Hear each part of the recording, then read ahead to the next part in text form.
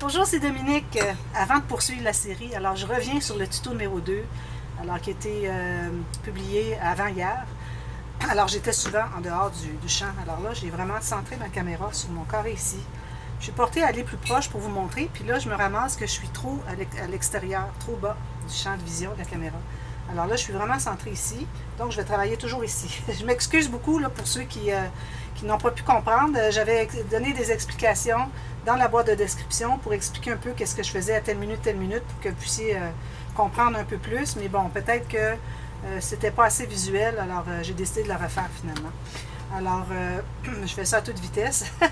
Alors, au moment où je vous parle, c'est en direct, à peu près en direct. Alors, j'ai enregistré hier, au moment que vous le regardez. Je revenais de vacances, alors je suis revenue plus tôt. C'était pas des vacances, c'était qu'on s'était sauvé vers la ville, à l'appartement climatisé, parce que vous savez, les chaleurs qu'on a au Canada, hein, tout le monde en parle. Alors, merci beaucoup les gens qui m'écrivent et qui se soucient de notre bien-être à cause de la chaleur. Vous en avez entendu parler à votre journal télévisé, alors c'est ce qu'on m'a dit. Alors merci, c'est très gentil de vous soucier de notre bien-être. Alors je viens d'arriver, j'ai fait une fleur à toute vitesse pour pouvoir vous expliquer les étapes qui n'ont pas été claires, qui n'ont pas été dans le champ de la caméra. Et alors j'ai fait ça dans d'autres couleurs. Alors j'ai pris des couleurs aléatoires que j'avais dans dans ma boîte de quilling. Alors la fleur, on est rendu là. Alors ici, comme vous voyez, je n'ai pas collé encore. Alors j'ai tout simplement adapté ici l'hexagone autour de ma fleur, tout simplement. Alors là, ce qu'on fait, c'est qu'on va mettre de la colle pour coller l'extérieur des pétales ici. Alors, un petit peu, il faut que j'enlève moi la petite épingle. Ça va être difficile à passer la colle. Alors, on va mettre de la colle sur l'extérieur des. Ça se trouve être comme des petites feuilles finalement. Alors, moi, je les ai faites ivoire. C'était une autre couleur dans la série. Mais bon, vous allez pouvoir comprendre. Alors, j'en mets tout juste au bout ici, tout simplement, les 5 pétales, les 5 petites feuilles. Et puis là, je vais tout simplement mouler mon hexagone pour que ça rentre tout à l'intérieur. Vous voyez, tout simplement comme ça. Puis là, vous allez pouvoir presser un peu, vous assurer que votre hexagone est égal. Moi, je l'avais fait toucher ici, alors c'est comme vous voulez. Vous n'êtes pas obligé de le faire coller sur les pétales, alors vous pouvez toujours rester que sur les bouts des feuilles ici. Moi, je vais le laisser comme ceci, mais dépendamment, vous, si vous l'avez collé ici, tout autour, ça fait joli aussi. Vous voyez, ça fait un hexagone comme une petite maison, c'est correct. Alors, faites ça à votre goût. Alors, ça, c'est fait. Ensuite, alors là, j'ai pris une autre couleur. Alors, une bande toujours de 3 mm. Je fais toujours mon arrondi comme ceci. Alors là, ce qu'on fait, ça, je crois que c'était clair, mais bon, je le refais quand même. Alors, je me prends au bout ici, je vais tourner 1, 2, 3, 4. J'enlève ici comme ceci. Là, je reprends 2 cm plus loin. Alors, si vous voulez faire des plus petits tortillas, vous allez à 1 cm et demi à 2 cm. Vous rentrez votre outil, ou vous rentrez le papier dans votre outil, et vous allez tourner jusqu'à ce que vous arriviez à la courbe. Il ne faut pas garder d'espace droit. Alors, moi, je vais environ 1,5 cm pour faire des plus petites boules, plus petits arrondis. Alors, ça, vous en faites tout le long de votre papier. J'espère que dans le reste de la série, il n'y aura pas d'endroit où est-ce que c'est pas clair. Mais si c'est le cas, allez voir dans la boîte de description. J'ai inscrit la minute et je vous dis exactement ce que j'ai fait. Et puis éventuellement, si vous regardez la vidéo, vous allez voir que vous voyez le résultat, vous voyez ce que j'ai fait exactement. C'est la façon que j'ai pour le faire parce que moi, quand je fais un projet, que ce soit du scrapbooking ou du quilling, et puis que j'ai fait toute une étape, et puis quand je regarde la vidéo après coup, et puis que je vois qu'il y a des choses qui ne fonctionnent pas, ben je ne pourrais pas tout démolir, tout décoller pour refaire l'étape. Alors, c'est pour ça que je vais souvent inscrire dans les boîtes de description qu'est-ce que c'est qui est la correction, pour l'explication finalement de ce que je voulais ce que je faisais. Alors, ce petit bout-là ici, finalement, moi, j'ai pas fait 5 fleurs là, pour refaire tout le mandala au complet, mais ce que je faisais, c'est que je remplissais, une fois que j'avais ma fleur, alors j'avais collé chaque pétale au bout, chaque fleur ici au bout de chaque pétale, et puis je remplissais. Alors, vous avez vu comment j'ai fait ici. Alors, tout ce que vous avez à faire, c'est de remplir. Alors, supposons que j'ai un trou, je vais me faire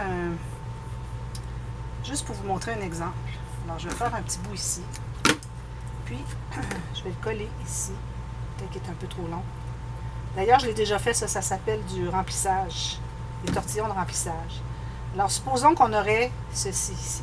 OK? Alors, ça, c'est une supposition. Là. Alors, supposons que ça, c'est l'espace que vous avez autour de votre fleur de cerisier au centre, entre la fleur de cerisier et les petites fleurs ici. Alors, vous avez ces tortillons ici. Alors, ce que vous faites, une fois que vous avez tout fait ça, là, vous allez l'entrer à l'intérieur, pas trop tassé. Je recommande de peut-être pas vous rendre dans la pointe avec le petit. Et bon, vous allez comme vous pouvez. Alors là, moi, je l'ai rentré, je vais couper ici. Alors, vous mettez la quantité dont vous avez besoin. Quantité que vous avez besoin. Comme ceci. Alors, voyez. Et puis là, quand arrive le temps de les coller, alors là, moi, j'ai un gros embout parce que mon petit embout en métal est bloqué. Alors, vous allez vous trouver à mettre un peu de colle sur l'extérieur. Alors, vous voyez, vous allez mettre de la colle ici. Partout où est-ce que ça touche, vous allez vous trouver à mettre de la colle. Je vais enlever le bout ici, peut-être que ça va aller mieux un petit peu. Alors, j'espère que vous allez bien voir. Je mets un peu de colle ici, sur l'extérieur de mon tortillon. Ça en prend vraiment pas beaucoup. Puis là, vous pouvez aller presser comme ceci. Alors, vous voyez qu'ici, il touche. Alors, je vais mettre une petite goutte de colle. Avec un embout pointu, c'est beaucoup plus facile, mais moi, il est bloqué. Je n'arrive pas à le débloquer. Puis, j'ai pas le temps de chercher mon autre. Alors, ce que je peux faire, c'est que je peux en prendre sur un pic, comme ceci. Alors, je mets de la colle ici sur un pic. Alors, vous allez en mettre ici, comme ceci. Puis là, vous allez le coller là où il touche. Alors, vous avez regardé à quel endroit il touchait. Bien là, vous allez mettre de la colle, vous allez le coller, tout simplement. Alors, ici, vous voyez qu'il touche ici. Alors, je vais mettre la colle comme ceci. Puis, je vais le presser. Je vais le tenir une ou deux secondes. Alors, si vous voulez voir la technique encore mieux faite, je vais vous mettre dans la boîte de description le tuto que j'avais fait pour les techniques de remplissage, les tortillons de remplissage. Alors, voyez partout où est-ce que vous voyez que ça touche un autre morceau de papier, vous allez mettre de la colle entre les deux. Très simple. Ça, c'est vraiment un bon dépanneur pour pouvoir remplir les espaces qu'on a, pour faire quelque chose de vraiment joli. Vous voyez, je le tire un peu avec mon doigt, je mets la colle, puis là, je vais aller le presser. Puis vous servir d'un outil, d'un pic, quoi que ce soit. Alors là, vous avez tout rempli. Si vous voyez qu'il y en a un qui est trop, il y a trop d'espace, peut-être lui, j'aurais pu le faire un petit peu plus tortillé ici, puis en ajouter un petit rond. Alors, vous pouvez toujours aller couper des petits ronds si vous avez besoin juste un. Alors, faites ça partout où est-ce que vous allez avoir besoin de ça.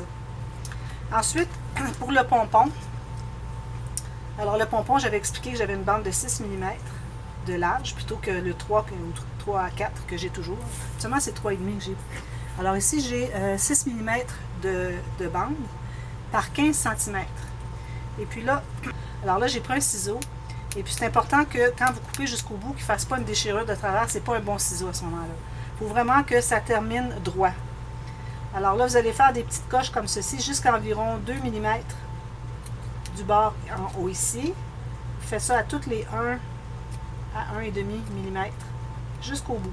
Alors, je ne sais pas si vous voyez, j'avais montré puis dans la vidéo, puis on ne voyait pas très bien. Peut-être que vous voyez mieux comme ceci.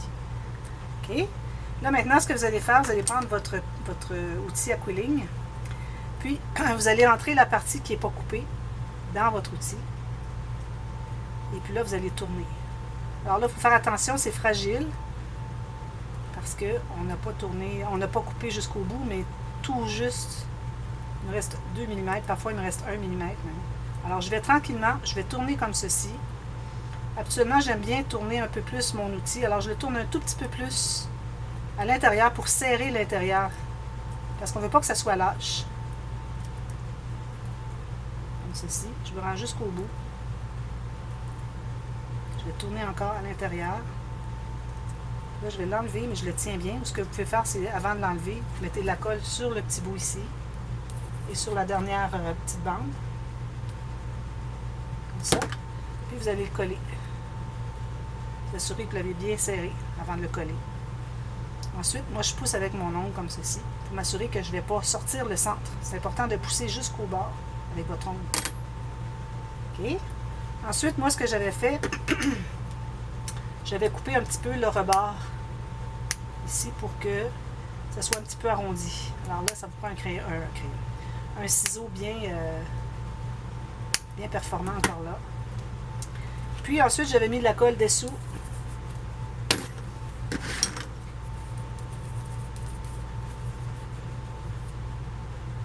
Comme ceci. Puis je l'avais collé sur le dessus ici. En plein centre de la fleur du centre. OK. Je vais mettre ça quand j'ai terminé. J'espère que ça va vous aider à mieux comprendre le reste. Finalement, ce que vous n'aviez pas bien vu. Ensuite, une fois que c'est bien collé, là, vous allez avec votre ongle ici, vous allez effilocher. Commencez par l'extérieur, les derniers rangs qu'on a tournés finalement, comme ceci. Okay. Puis ensuite, alors vous les amenez assez bas. Puis ensuite, vous allez effilocher les autres au centre. Puis aller avec vos ongles de pouce, ça va très bien. Comme ceci. Puis vous amenez vraiment bas tout le tour. Puis quand vous allez tout... moi, ce que je fais quand j'ai terminé mon projet au complet, parfois je le fais entre deux étapes. Alors, ce que vous allez faire, c'est quand vous allez utiliser votre vernis pour tout vernir. Moi, j'utilise au Canada le Mod Podge. Alors, n'importe quel vernis ou scellant que vous avez. Alors, vous allez en mettre partout ici.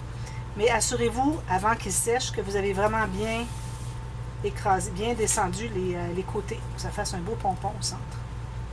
Alors, supposons que vous avez votre fleur de cerisier ici. Alors, c'est ce que ça va vous donner à chaque dessus ou entre les fleurs de cerisier. Finalement, vous avez collé votre hexagone entre deux pétales, au bout de deux pétales. Alors, vous allez remplir avec ceci. Puis, une chose aussi que j'ai faite, c'est que j'avais regretté quand j'avais fait l'hexagone, le grand bout avec le cercle, je vais vous montrer. Alors, j'avais fait le tortillon ici. Alors, une fois que j'avais réuni les deux morceaux, alors j'ai décidé de mettre de la colle sur toute la bande qui restait et la coller tout le long. C'est beaucoup plus facile que d'aller coller une fois qu'il est installé. Alors, quand vous faites des choses là-dessus, que ce soit le triangle, le carré, quoi que ce soit, moi, je vous recommande de toujours bien coller au fur et à mesure. Quand vous avez réuni les deux bouts, ensuite, pour tout ce qui reste, que vous allez continuer à tourner, mettez de la colle. J'ai mis de la colle sur toute la bande dessous. Et puis, je l'ai collé bien à plat sur le petit plateau ici. Et puis, je l'ai collé partout. Et puis, ça fait quelque chose qui est déjà tout collé. C'est beaucoup plus solide. Alors, j'espère que ça va vous aider un petit peu mieux à comprendre la suite.